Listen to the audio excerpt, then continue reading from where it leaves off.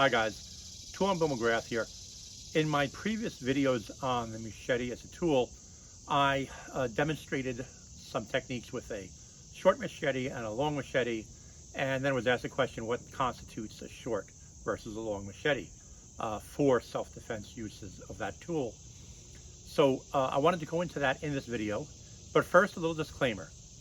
Social media AI bots are not very intelligent these days, and they're banning just the movement of live blades in a video. You're just demonstrating technique, not cutting anything or doing anything graphic. So I wanted to let Facebook and Instagram know these are plastic and wood training tools. These are not the real thing. Repeat, not real blades. They're made of plastic, polymer, or wood. They're not real. Thank you guys. Now let's get to work. So in my short machete as a self-defense tool, I use a 12-inch blade. This is a polymer volt-based training tool. I showed this pattern of a 1, 2, 3, 4 diagonals, 5, 6 in horizontals, and then 2 number 7s, which were a forehand vertical, right? 2 of those. And the reason for that is in a short machete, I really like to have it be able to do a broken strike or stop on a dime and recover at the same speed of delivery with no pause on that motion. So with a 12-inch blade, I can do that effectively. This weighs the same. This polymer one weighs the same as some of my real ones. I can do that easily.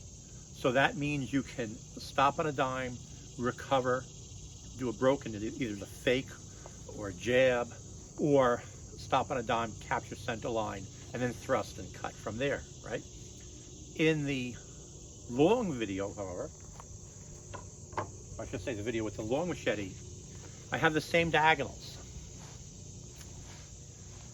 And then after each horizontal, I'll do a vertical cut, horizontal, and a vertical cut. And the real difference here is on the backhand vertical. Because really with a short machete, you can technically do it in the air, but you don't really get the same velocity as you will with something longer.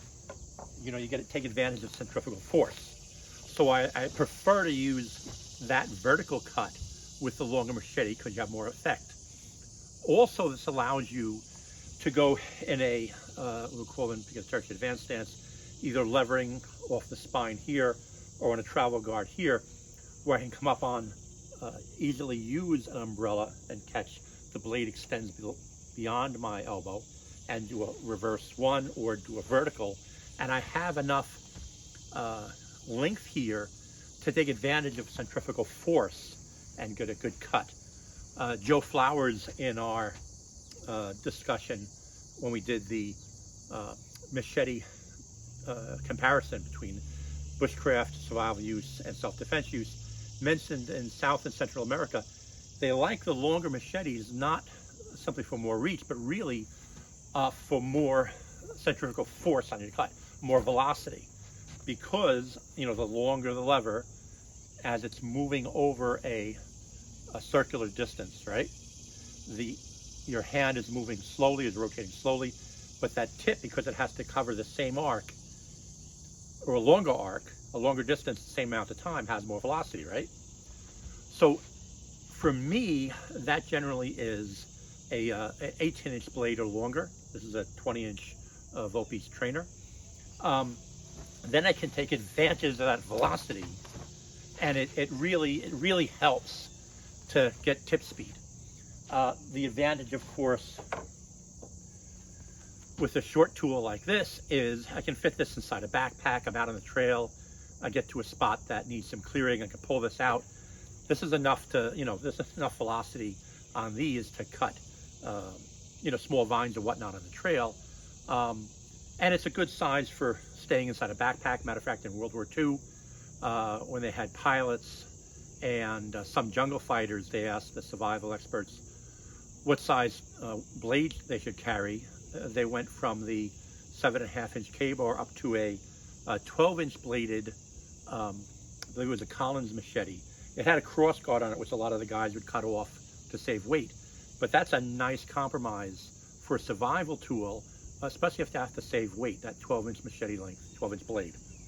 So those are the differences between the short and the long machete. I'm going to be teaching both in my next Zoom class. But keep that in mind as you practice with these things and modify your Philippine martial arts or your Pekiti-Tirsia technique. What are you doing with a short machete? What are you doing with a long machete for survival uses? Thank you guys. Train hard, but train smart.